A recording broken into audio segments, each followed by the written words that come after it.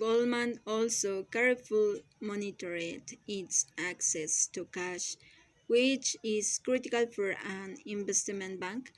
Unlike commercial banks, which have government insured deposits, investment banks are wholesale funded, which basically means they have to constantly raise capital into markets. If the markets shut down for an extended period of time, they did that. That's why Goldman kept what was basically a big bank full of short-term securities, $40 billion set aside in case of emergency. We asked how much money under the most adverse conditions could disappear on any given day. Paulson writes in his memoir that was very different from the bare standard for calculation potential daily loss, but assuming normal markets rather than arbitrage ones. There will There were also several skisher specs to Goldman's approach to risk management. At most Wall Street firms, the bank office made up of the controllers and risk managers and accountants. He's a king of no man's land.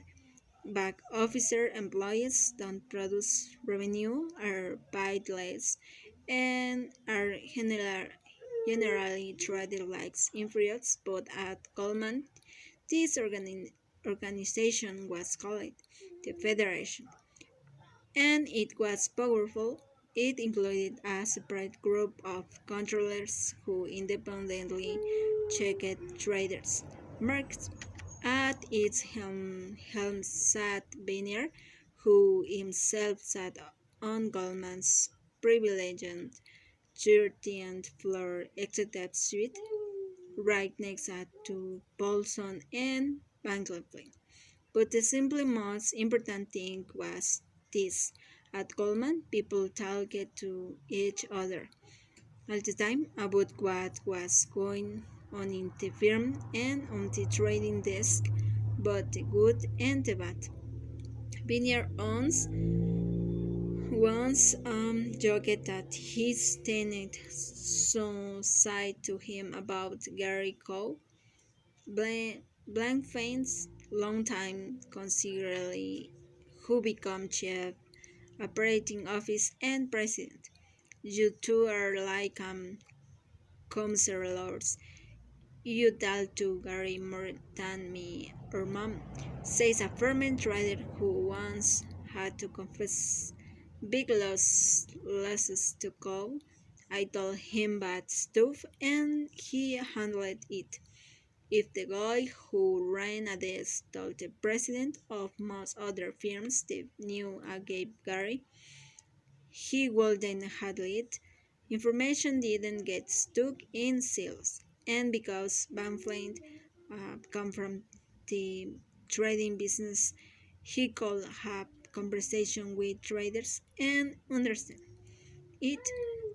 Though simply acts a trader telling his manager that something was wrong, the executives understanding what the trader was saying would turn out to be discordantly radio on Wall Street.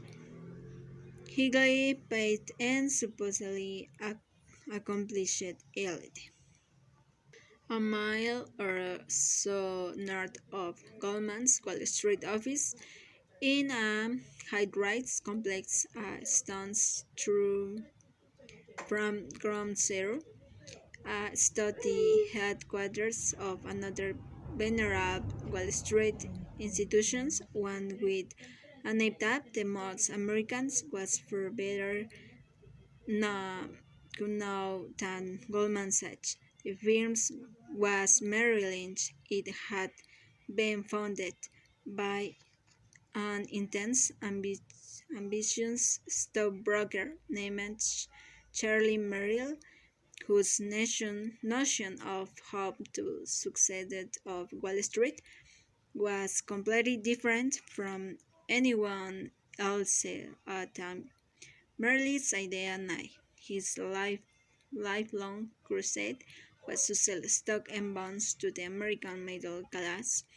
For most of its history, Merrill made its money by bringing Wall Street to Main Street,